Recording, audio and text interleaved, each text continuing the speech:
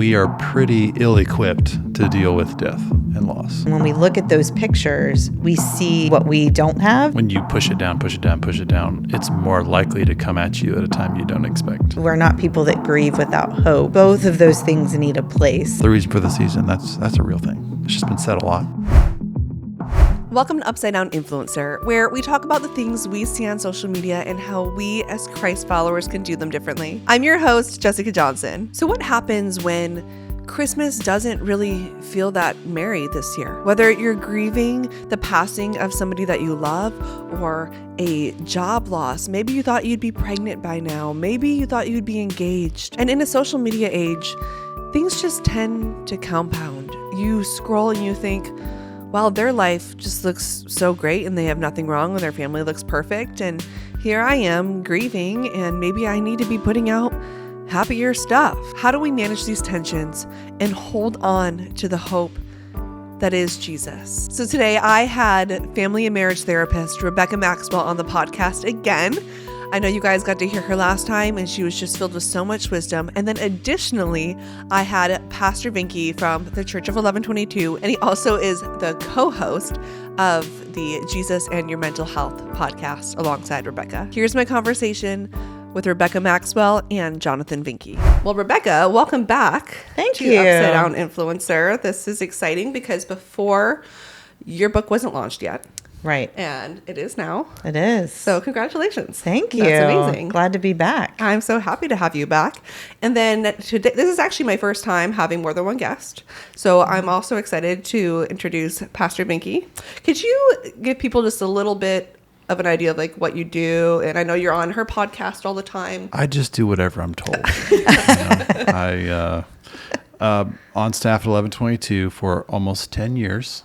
Wow. February is 10 years. And my background is in worship leading. So I've been doing ministry my entire working career. I started off working part-time at a church, pre even work. We were always a family that did like a lot of serving in the church. So I felt like I had leadership roles before that. But yeah, I've been doing it for 25 years. Pretty much. And so now at 1122, I've had a few different roles. One was worship leading at a campus and then helping to oversee those,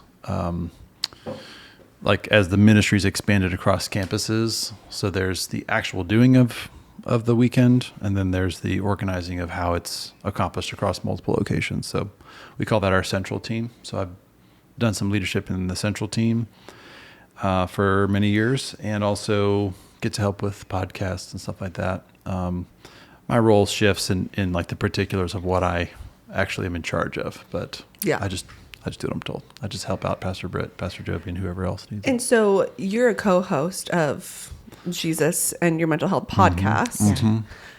Are The you interviewer. also in the mental health space at all? Like, is that something you've ever wanted to like? Because every time I listen, I'm like, oh, he like knows a lot of stuff. Mm-hmm. You're a very well-read person. Oh, thank you. He is probably the most well-read person you know. Only to the extent as a pastor, like pastoral and biblical counsel. I don't have any kind of like fancy certification to do it. Yeah. I have done it through churches, and even at Rebecca's office, sometimes I'm asked to come step in and be a pastoral voice in people's lives. Is that something you'd ever want to pursue at all, or stay more just in the lane you're in? I've thought of it. Yeah, I mean, I think that here's what I know. I think that wisdom is part of who I am. It's just a gifting from God, and so I enjoy any opportunity to walk that out. And so something I've learned over the years is that, once you find out who God's made you to be, then you just look for opportunities to exercise that identity and that gifting. So that comes across in a lot of different ways. But one of the ways is to just listen to people say, "Hey, here's what I'm going through. What do you think?" And I'll say stuff, and they'll be like, "Wow, that helped." And so that usually is good. That's usually good. Yeah. I tell people when they say, "How do I know what I'm supposed to do? How do I know what God's calling me to do?" Yeah. Some version of that is usually what I tell them. It's like, hey, what do you do that people say, wow, that was really helpful, or that was really good? Yeah. And I think that's part of what fruit is For sure. in your life. Yeah. Yeah. Pastor Vinky serves as a chaplain for our staff. So he's taught us some kind of in-service training, and like you said, he'll step into different sessions with couples or individuals, or it's just a resource for our team because we're all Christian counselors. Yeah. And so sometimes we come up against tough topics and questions that our clients ask us and need kind of a pastoral voice and wisdom into that. And so, if he ever wanted a full-on career in the mental health field, he'd be great at it, but he's doing a great job at where he's serving now. That's so helpful and probably super complimentary to what you're doing, especially also on the podcast, that you kind of have both sides. I love that. Well, the whole idea behind this podcast is that we take a look at the things we see on social media and how we as Christ followers can do it differently. And I just happen to think, wow, we're coming into a time where Christmas is, in a lot of people's minds, supposed to feel like this magical thing, and same with Thanksgiving, the holidays, and we're celebrating the birth of Christ. You're supposed to feel hopeful, and yet for a lot of people, this is actually one of the hardest times of the year. Absolutely. Whether they're dealing with grief, feeling lonely, maybe this is their first Christmas without somebody. Right. And then additionally, when you're looking at social media and you're comparing your current situation to maybe what other people have going on, theirs looks so happy, that person's going on a trip, whatever, it feeds into that feeling. Yeah, for sure. For sure. And I just haven't heard anybody really talk about it. And I thought you might have some insight. Yeah, we should talk about it a little bit because it's a very common experience for a lot of people. And I think the more we talk about it, the more comfortable other people will be in talking about how imperfect it can be. Even when, in my experience, even if you're not experiencing a loss or grief or something like that, it just never seems to live up to what it feels like it's supposed to live up to, the holiday, and, you, especially, I don't know, I can speak as a mom of grown boys now, when they're little, you have these big expectations about this, at least I did, these picture perfect, Christmas mornings where everyone was in their Christmas jammies and you opened up these gifts and your kids were wowed and it was just exciting and it never seems to work out that way, or at least it didn't in our house. There was grumbling and there was, a lack of gratefulness at times, and it just never kind of fit that picture that you had, at least me as a mom, and what I set out in my head that I wanted this really special time to be. Now, if we asked my kids, it was probably great for them. And I don't know, maybe we're all trying to recreate what we had as kids. I don't know. And as adults, maybe it just never seems quite as magical as it did. But I think all along the spectrum, whether you're experiencing grief, loss, loneliness, or just, trying your hardest to live out some expectation of the holidays, it's always a little bit disappointing. And I don't think we talk about that enough. And probably it's misplaced expectations. It's probably we're setting ourselves up for failure, if I had to guess. Well, and especially in the age of social media, now everything's so curated that you look at somebody else's Christmas, you look at their Thanksgiving, and you're like, wow, that looks like your kids were behaving so well and that your family gets along and that you had a great time, even though we know that it's curated. Right. Like, we are smart enough to know that. Right. And yet I still fall victim to it. Yeah. And I know for a fact that I know that's not as perfect as that looks. Mm-hmm. But when you see the matching Christmas jammies, when you see how beautiful the display was on the table, you just place like these assumptions on it and think, well, now I have to live up to that. Well, and you always see something in that picture that you wanted to do or wanted for your holiday that you didn't have time to do, forgot to do, didn't have the money to do, didn't have the bandwidth to do. And so for whatever reason, when we look at those pictures, we see a lack of right? We compare and we see what we don't have instead of looking at what we do have and focusing on that. Yeah. I think it's really easy, even though we know it's a snapshot, we still find something in there that we're like, oh, I really wanted that. Why do you think the holidays tend to amplify like whatever we're already feeling? I think that, so holiday is a word that comes from holy day. And so the first holidays were the ones that were holy days, special festival type days. And so we know they're supposed to be special. And actually just thinking about this might be a little deep, but there's this concept of like longing that I think that certain things like kind of poke that nerve. C.S. Lewis has this great quote. He says, I'm going to paraphrase it a little bit, but if I find in myself desires that nothing in this world can satisfy, then the logical conclusion is that I'm made for another world. And he has a book called Surprised by Joy, and he talks a lot about that if you like try to go chase after joy, it almost has to be spontaneous. That if you try to manufacture it and chase it, you'll never get it. And so I think that sometimes it's experiences with family or holidays or tradition. Sometimes it's just being in nature.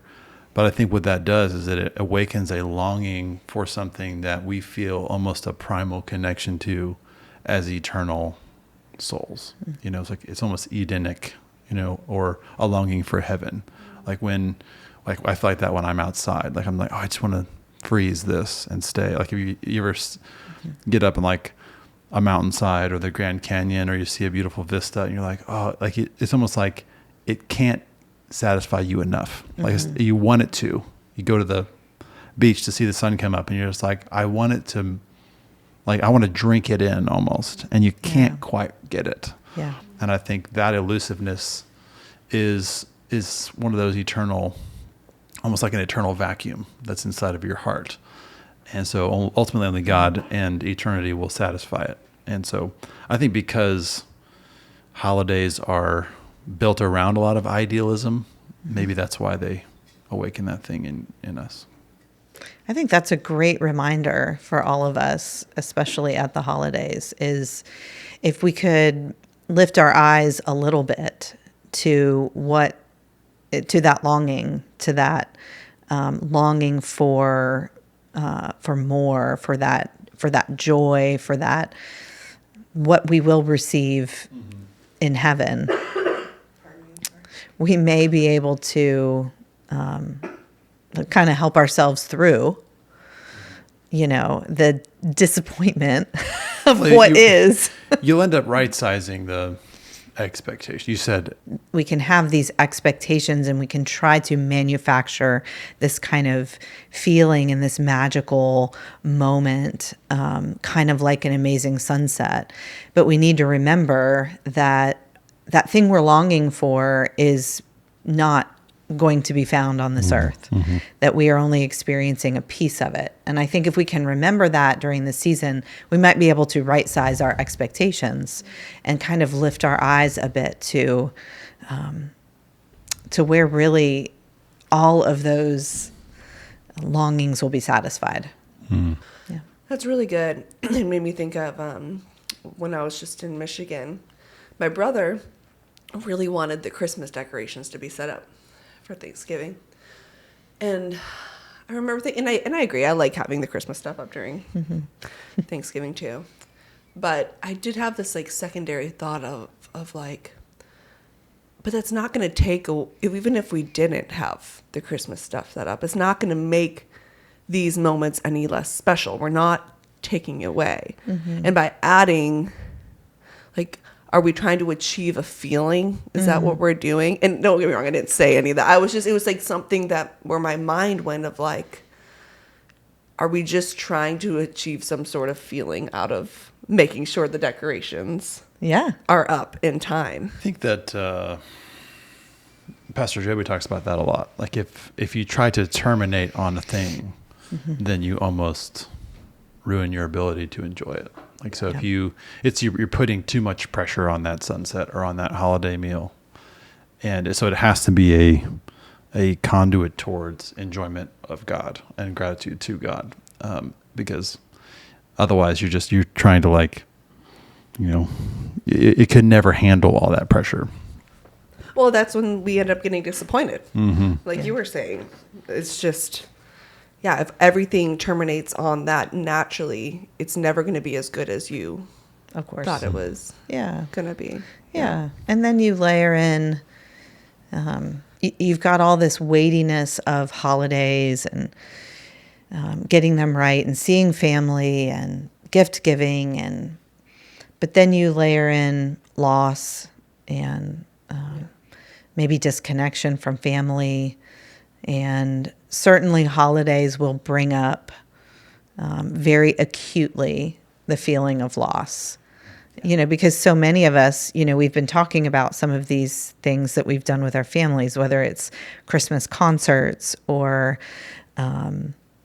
trips or experiences. Your son's probably too young to remember that forest, but that would be a pretty cool memory. And so when we go and we do these things at Christmas again, and there's a missing piece, it makes it really, really extra difficult.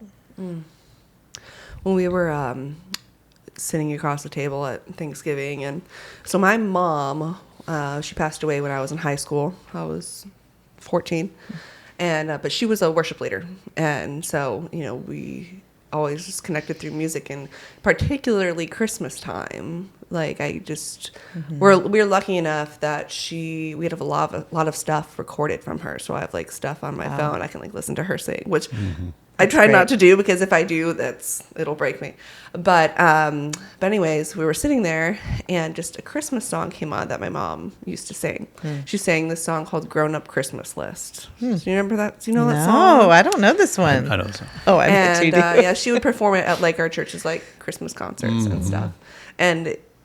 And all of a sudden, my brother goes, I saw his face, and I saw his eyes started tearing up. He's like, "Oh no, Mom, let's sing this." And we're just sitting there trying to eat, because we hear the song, and immediately just that feeling of, that's how it works, of loss. And that's the worst to me when when I'll be in a place, because again, my mom was a singer, so there's a lot of stuff she used to sing, right? Shopping in Hobby Lobby, and a song comes on, and I'm not here. I was not prepared to have this moment right here, right now.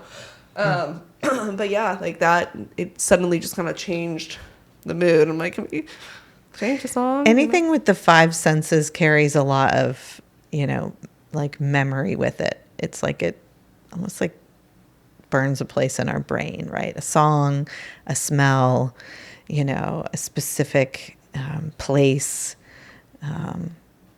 kind of anything that engages the senses really will take you really quickly to a place and a time. And there are so many of those, I would call them triggers, around the holidays for so many people, because we make memories around, we have traditions and rituals, and we make memories around the holidays. And so it's just a minefield for grief. Yeah. So for someone who's grieving this Christmas, or maybe just grieving what Christmas used to feel like, what do you think are some healthy ways that somebody could prepare to go into it this year? Yeah. I think that trying to be ready the best you can for the fact that you're going to be triggered, meaning you might want to go ahead and open that grief box. That's a term I use with my clients. It could be a physical box of memories and things, or it could be a box in your mind where you just open that grief box and you think on that loved one. Maybe you go ahead and listen to some of her songs. I think it's harder when those moments catch you off guard than when you're kind of in control and saying, okay, I'm going to spend some time this Sunday afternoon and remember my mom and listen to her songs and get out that box of mementos and give her some time and honor I think it's a way to prepare yourself to maybe be a little bit emotionally freed up the rest of the season to experience it, because you've given time and space for that grief. A lot of times we don't give time and space for that grief, and we just grin and bear it and hope it's going to be okay.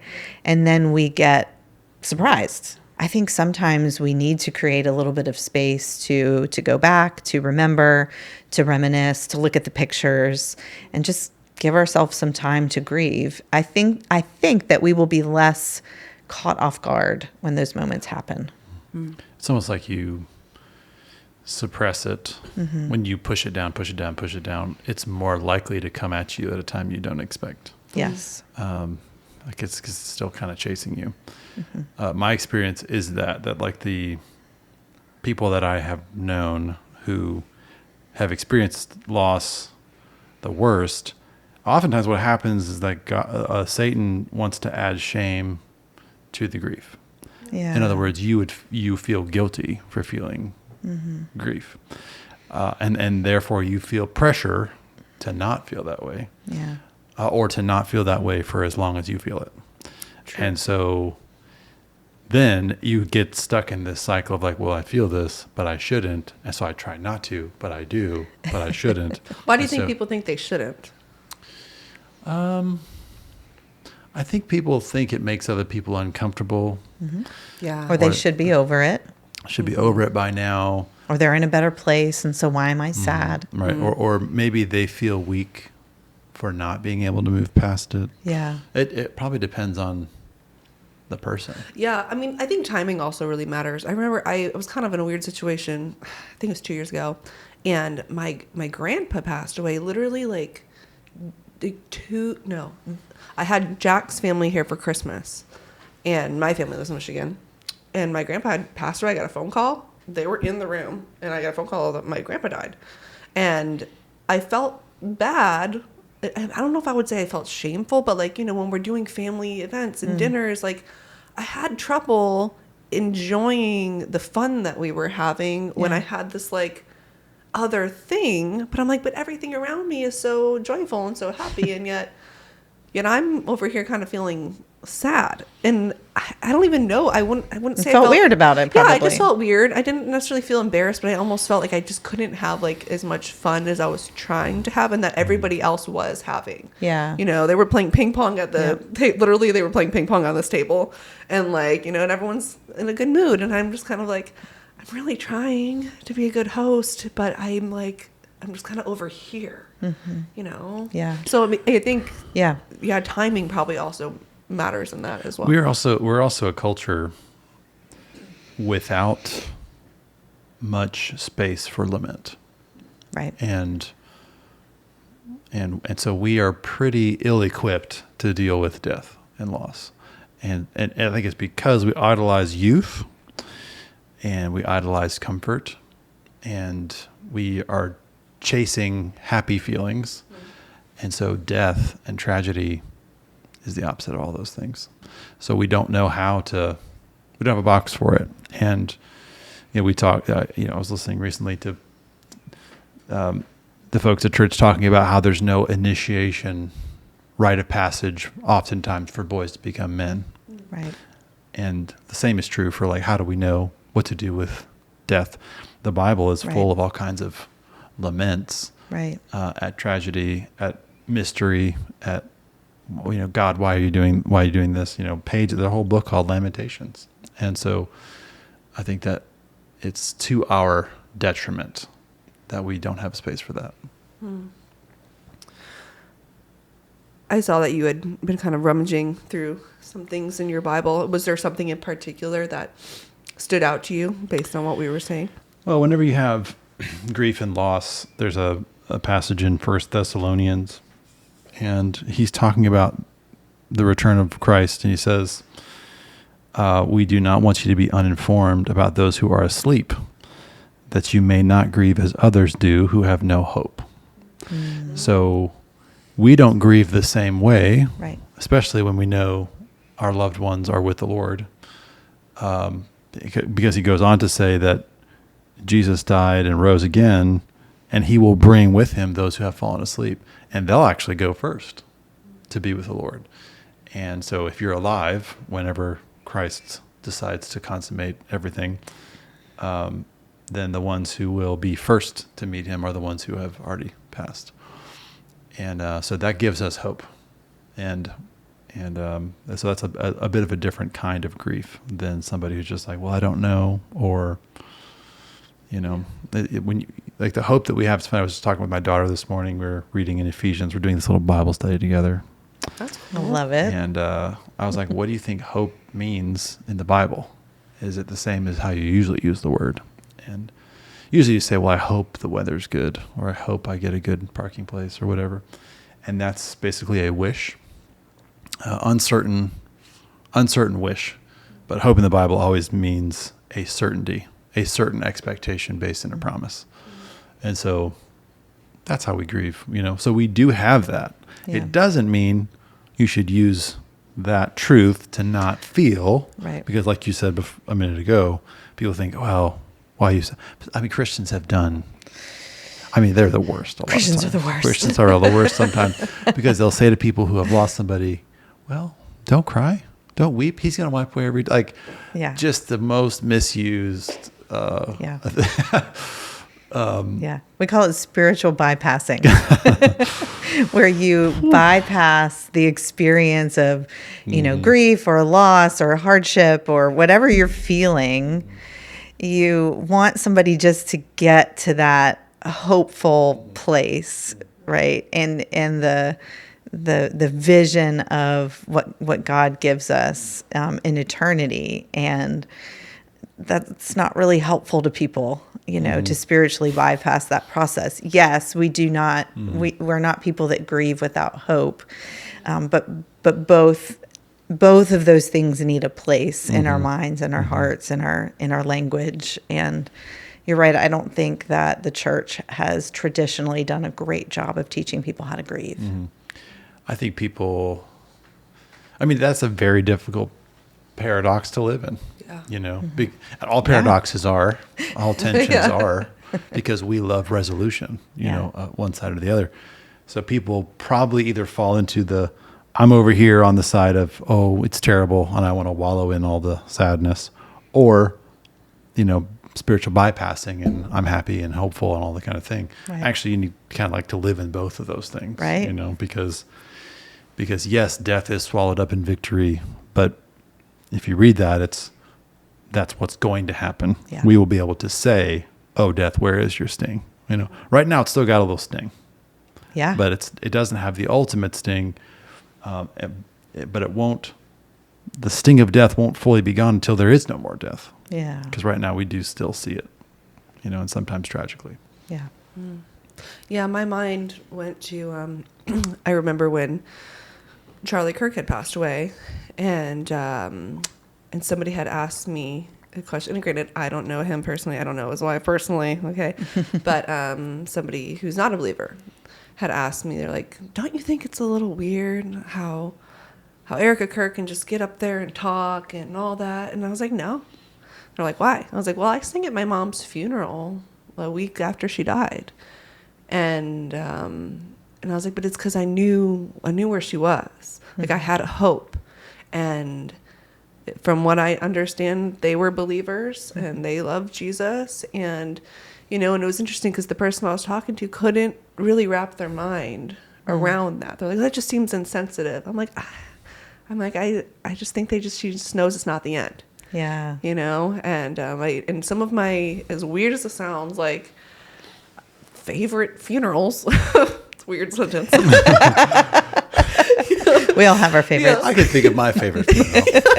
I've been to, because it's a believer, and it's usually very celebratory. Yeah. And it's just, I can think of the songs that we sang, and I actually we worshipped at these things. And I know that must be such a different experience for people who don't believe, because they don't have that sense of hope.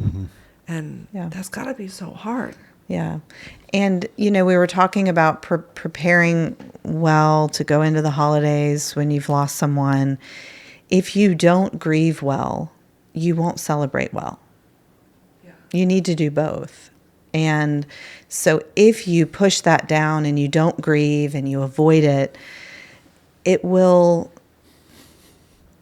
shade all of your celebrations. Yeah. Because you actually become an emotional amputee. Yeah. Yeah. That's a great way to put it. Because you can't take away the sorrow without also taking away the joy. Yeah. Yeah. Yeah, you'll kind of mute all emotions. Mm-hmm. Yeah. That's what's required for you. Like, it's like, okay, kill emotion so that you don't feel sorrow. But guess what? You don't feel joy either. Right. It's the only way to do it. It's like a nerve. Yeah. Yeah. Your nerves are painful, but it also can feel good if you hold your spouse's hand, right? Yeah. But if you're like, I never want to feel pain in my fingers again, so I'm going to cut them off. Well, guess what? You'll never get to hold somebody's hand. Right. Yeah, that's such a good point. Now, do you think it's different? What if somebody lost somebody that was not a believer? Do you think the grieving process is harder? I think it can be. Trying to think at the moment if I've had that experience. Thankfully, my dad surrendered his life to Christ 2 years before he passed away. But I can imagine that it might be. And I think that as believers, we still have hope in the author of life. No matter what happened on earth, we still know the author of life, the Savior, even if we can't know for sure where our loved one is, we still trust in the one who sits on the throne. But I can imagine, there's probably a lot of people listening to this that would say, heck yeah, I still toil and worry about this person who's departed. Yeah. What do you think? I think if there's a lot of doubt, or if you have a pretty good idea that they probably weren't a believer, I imagine that would be much harder. Just the same way it's much harder to lose a child than it is a grandparent. Yeah. For different reasons. But I think that you got to remember a couple of things, which are almost never helpful to tell somebody when they're when they're grieving. It's like these things are. It's like your doctor trying to explain a surgery to you. It's like, I don't really need to know. Like, just do it. But one is we don't know. Like, we could see signs in somebody's life of fruit, and ultimately we're not the judge of their salvation or not. And so it's a reminder that God is the one who judges eternally, because the thief on the cross tells us that we just don't know if at the very last moment somehow they were like, okay, Lord, I surrender to you. It could have been in the final instant of their life. Yeah. Yeah. We don't know. Right. So it's close to impossible for us to truly know. So it's like, okay. And then the other thing is, our hope and our treasure of heaven is not our loved ones. And it's a good reminder. And there's this dear friend of mine, passed away years ago, and I still talk to his widow, and we talk often about how she missed him and all these things, and that's kind of where I learned that she would beat herself up quite a bit about I shouldn't be. I'm like, no, you just let it be what it is. But at the same time, I've tried to gently remind her, like, you're not going to heaven to see him. I mean, we don't really know what the nature of our human relationships will be. There is this very Hallmark-esque view of romance and marriage that it's eternal love. Yeah. But if you read your Bible, it says Jesus's words about eternity and marriage were like angels, and we're not. You don't understand. The people who asked him were trying to trick him. But he said, you don't understand the scriptures or the resurrection, because they're like angels in heaven. They're neither given in marriage or, so I guess maybe we'll know each other, maybe not. But I think the point is we're going to be enthralled and enraptured with God. With God. Mm-hmm. And he is the one who we will be totally satisfied. It will not be a less than experience to be in heaven and not married to your spouse. It will not. It can't be. Otherwise, the promises of what it is aren't really real. And that's really hard for somebody who's lost someone that they love, because what they want is they want to think, my love for this person and my experience of this person, I want it to keep going in eternity. And even for the ones that are there, even for the ones that were like, oh, we know where they are. Okay. I don't know that it's going to be like, is heaven going to be way better for me because they're there? I don't know. Maybe. But the best thing about it is Jesus. Right. Am I unhindered by sin, unhindered by flesh, unhindered by any brokenness, relationship with him? That's going to be ultimately what heaven is about. And so all that's really, really difficult to like swallow, especially in the midst of pain. But I think that's probably what I would say. Yeah, we don't experience anything like it on this earth. Mm-hmm. We try to put words to what that experience is going to be. And the closest that we can come to it is that all the people I love are going to be there, right?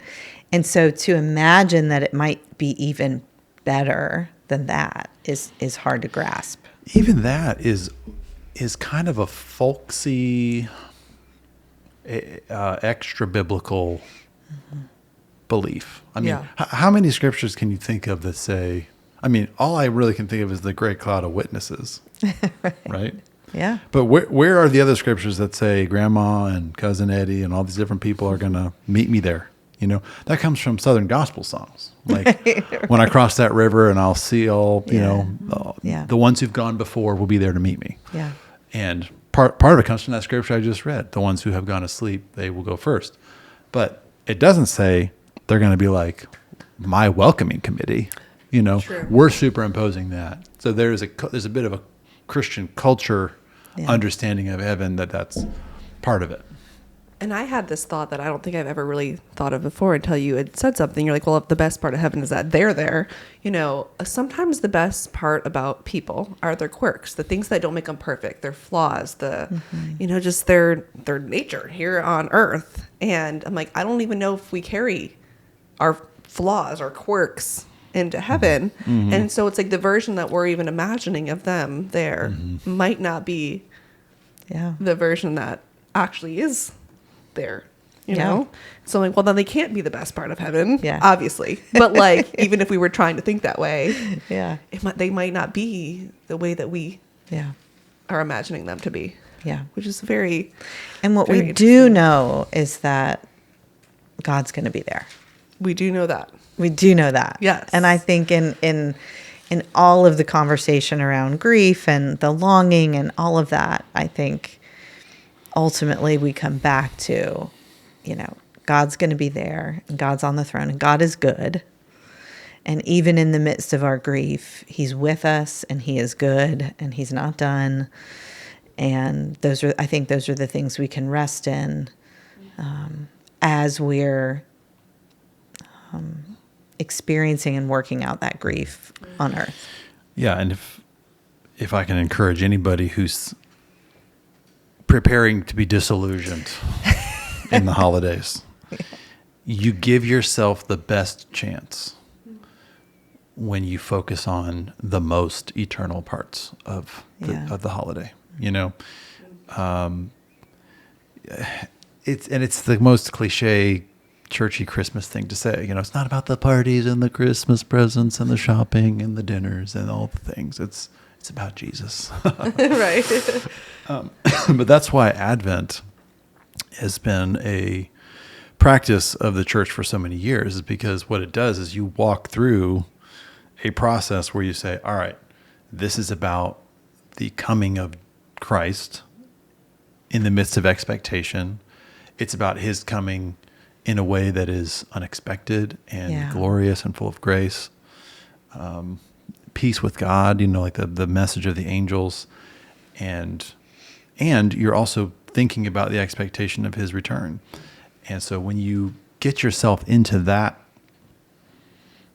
truth, that story, that event, You're like, okay, that's what this time is supposed to be about.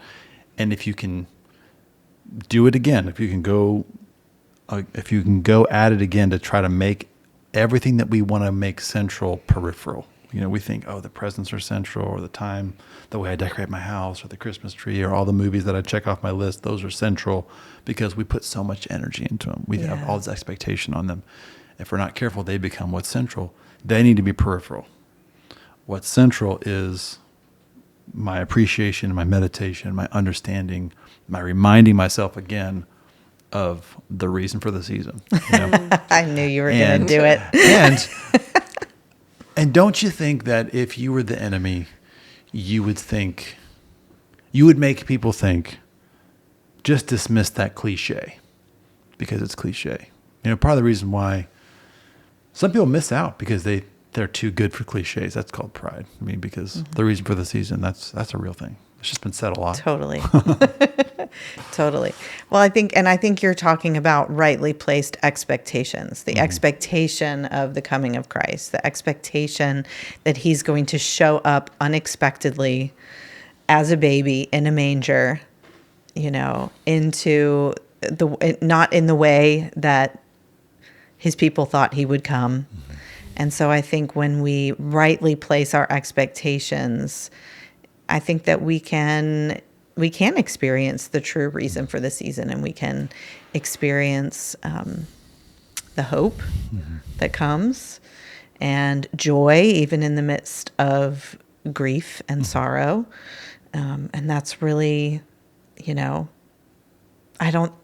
not lost on me, and I don't think it's not on purpose that the holidays are the hardest times for people.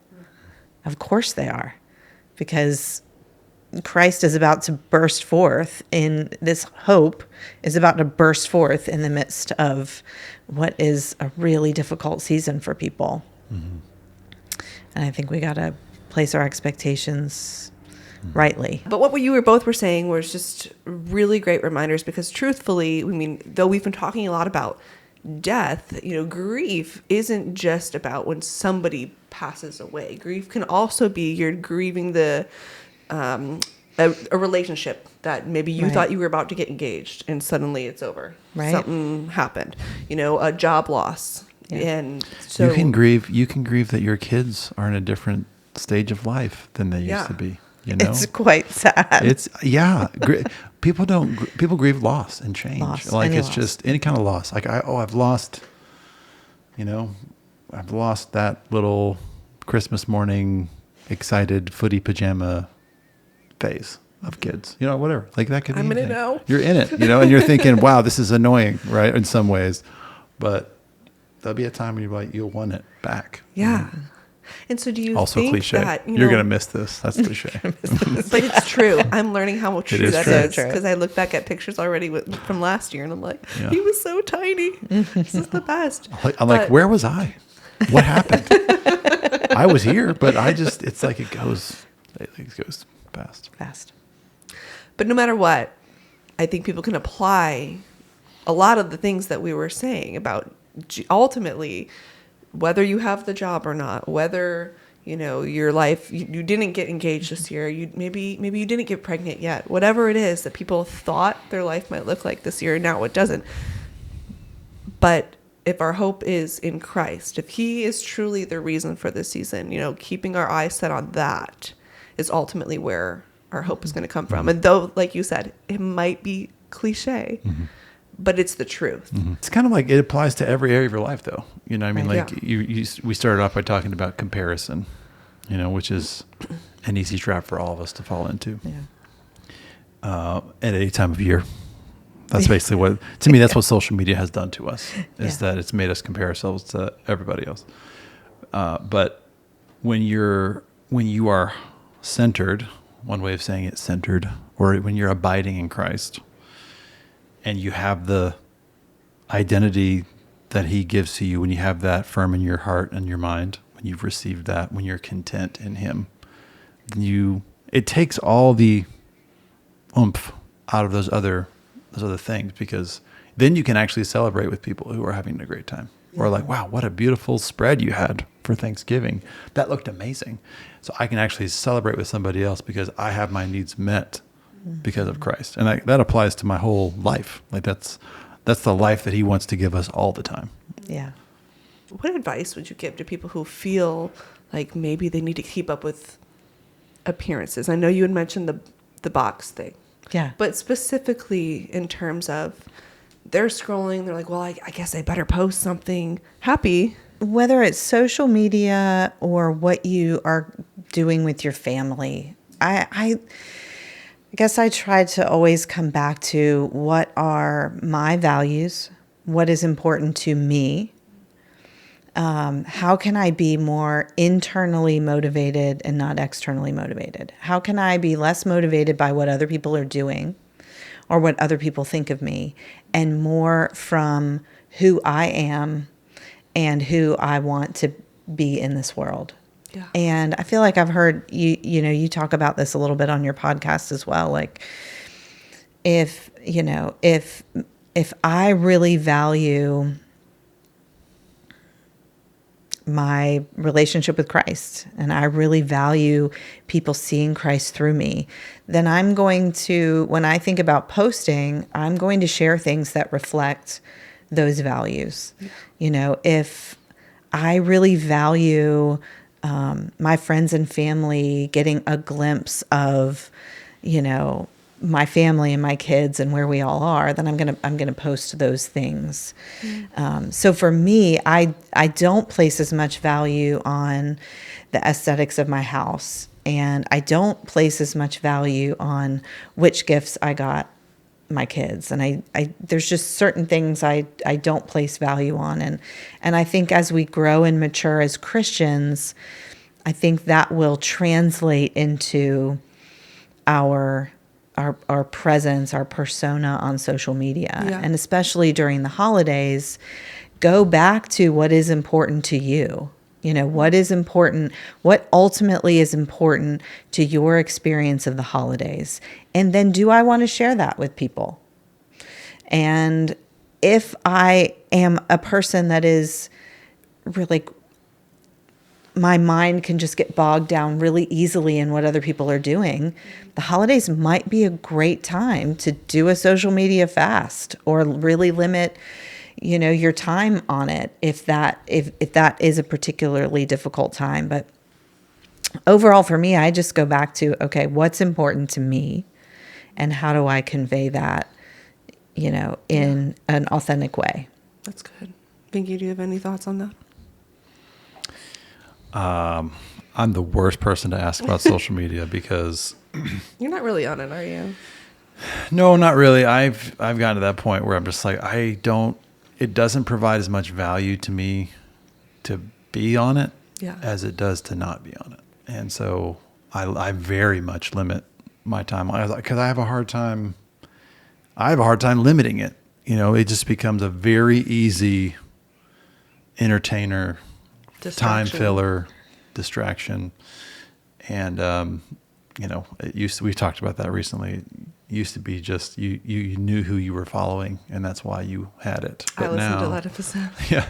Now it's like, that's like 1/10 of we what just- you see is the people that you know. Everything else is like, who are all these people? Like, why are they? It's your algorithm is telling you, Which actually adds to what we were saying, because now it's not just your friends and family who see your life, but anybody who do I want to improve with my life today? Right. Yeah. So take your pick. So for me, it's like, I don't know. Like it's the way it is for me. It's just like, I don't need anybody to know what my table looked like. I know. So I'm good with it. So Pastor Vinky's on social media just doesn't know it because there's so much that we do for our podcast that gets put on social media. He just never sees it. People make comments. I don't know what the comments are. It. Yeah. People make comments about things I say and I never see it. So well, that's good, I think. Yeah. Criticize me as much as you want. I will never see it. That's right. Well, this has been a great conversation. Yeah. And I'm so glad to have both of you on. And Rebecca, I just want to plug your book one more time that came out recently. And where can people buy it? Anywhere online books are sold, Amazon, Barnes & Noble, Books A Million online. The only place you can get it in person is at Hope's Closet. Okay. So we're working on getting it into some other bookstores here locally. And that's a store here in Jacksonville. Yes. But otherwise, grab it online. Still in the Amazon's resource probably the centers in the easiest. church or no? It is at the resource centers. I'm not sure at what campuses it's in and out, but definitely at San Pablo at 1122. You can get it there. And more information about us and our podcast is jesusinyourmentalhealth.com. Yeah, they have so many great episodes, cover tons of different topics. I was actually listening to one this morning just about, I'm pretty sure, and he knows it, but like has like ADHD. I was listening to your episode on that. Yeah. I'm talking about my husband. It was a great episode. I'm like, I learned a lot. So they just have really, really good and eye-opening conversations, and just appreciate everything that you guys are doing. And I appreciate you guys taking your time out of both of your busy lives to be here today. Yeah. So. And you as well. Thank you. It's important to think about what we're posting and how we're lifting the name of Christ. So thanks for doing this. Yeah, thank you. Thank you so much for listening. To follow along with us and to hear about other things that we're doing, you can find us on Instagram, TikTok, Facebook, and YouTube.